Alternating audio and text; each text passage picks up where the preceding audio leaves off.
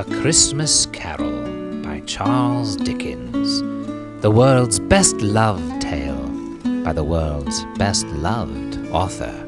And every year, on Christmas Eve, Charles Dickens, the performer, would bring his magical tale to life for the people of London. But the ghost sat down on the opposite side of the fireplace as if he were quite used to it. "You don't believe in me?" "I don't." "What evidence would you have of my reality beyond that of your senses?" "I don't know." "Why do you doubt your senses?" "Because a little thing affects them. A slight disorder of the stomach makes them cheats. You might be an undigested bit of beef, a blot of mustard, a fragment of an underdone potato. There's more of gravy than of grave about you, whatever you are."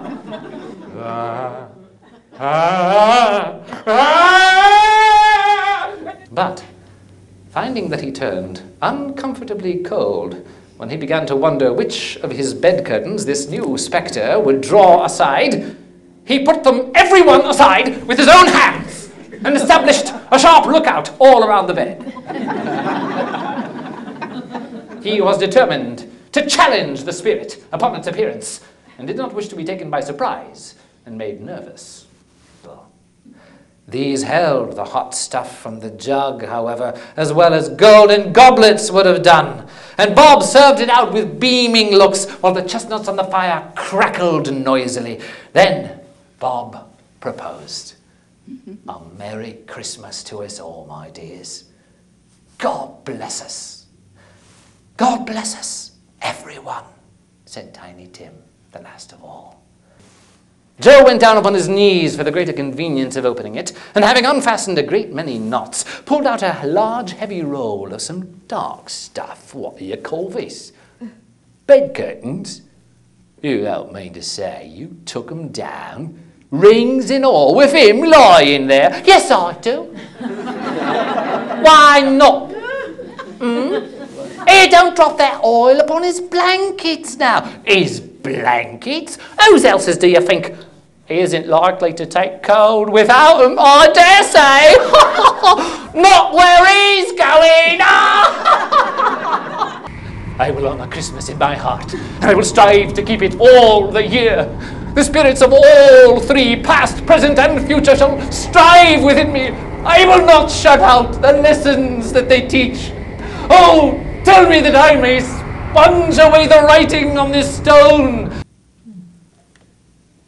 Yes. And the bedpost was his own. The bed was his own.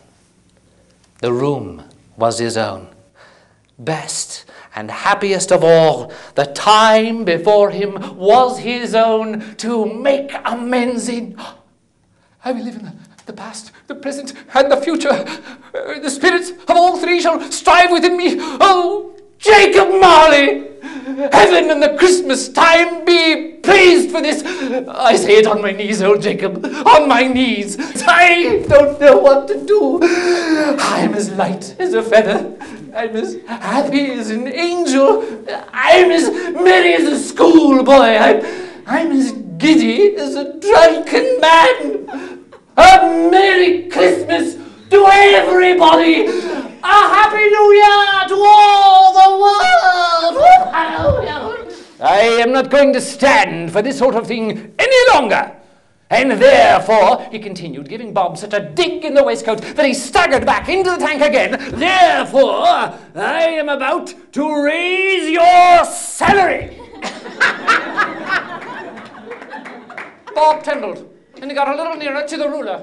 He had a momentary idea of knocking Scrooge down with it, holding him, and calling to the people in the court for help with a straitjacket. "A Merry Christmas, Bob!" with an earnestness that could not be mistaken as he clapped him on the back. "A merrier Christmas, Bob, my good fellow, than I have given you for many a year. I'll raise your salary, and endeavor to assist your struggling family. And you and I will discuss your affairs this very afternoon over a Christmas bowl of smoking Bishop Bob.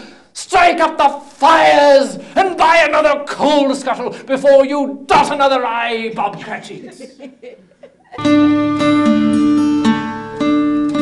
Scrooge was better than his word.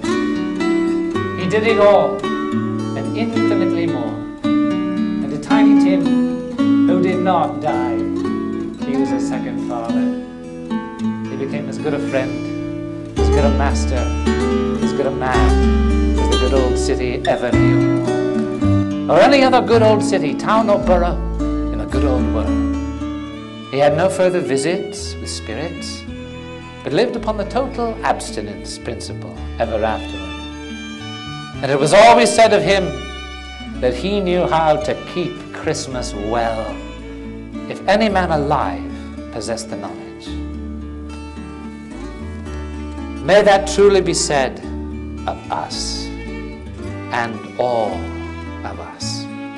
And so, as Tiny Tim observed, say it with me, won't you? God bless us, everyone! Merry Christmas! Merry Christmas! God bless.